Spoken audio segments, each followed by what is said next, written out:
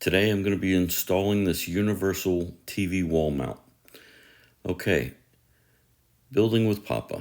Here's the electrical outlet I'm going to pull the power from, and we're installing the mount here. I already marked center of where I want the mount to be, or the TV actually. Let's open up this box. It gives you a template. So once you find center and you get the height that you're looking to set the TV at, this one happens to be a flat screen Samsung, nice TV.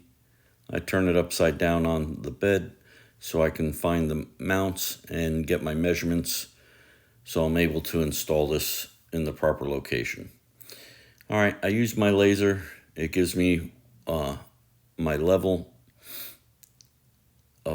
so I'm able to mark where I want the bottom of the mount to be. I use my magnet to find the metal studs, and I mark everything on the wall. The squares I have there, rectangles, is where I want to bolt this mount to.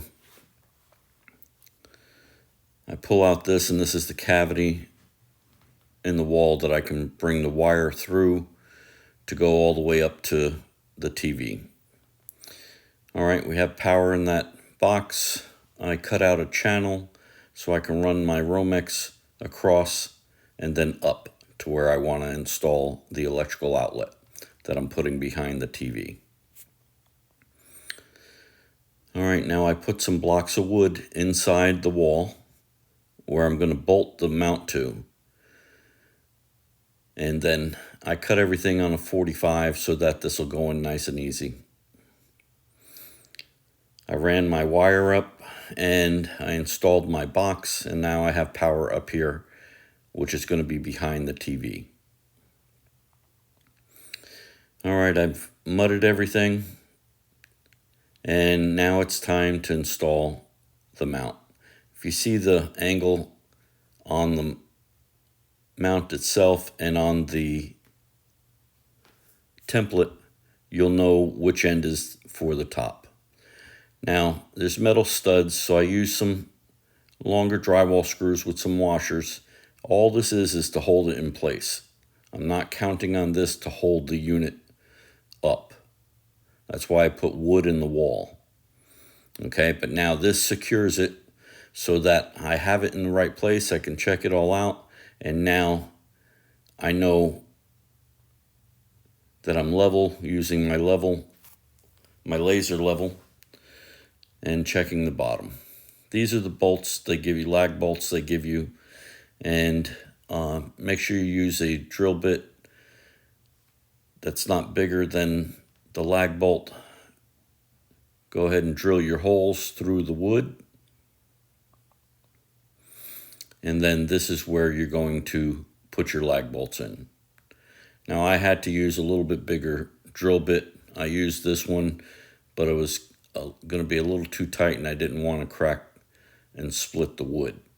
So pick the correct drill bit so that you're able to bolt it in, and it's just the threads that are going through the wood, and it's going to hold it nice and secure. All right, so I drive these in. This is what's really going to hold the TV. I'm going to leave the drywall screws in the metal studs anyway.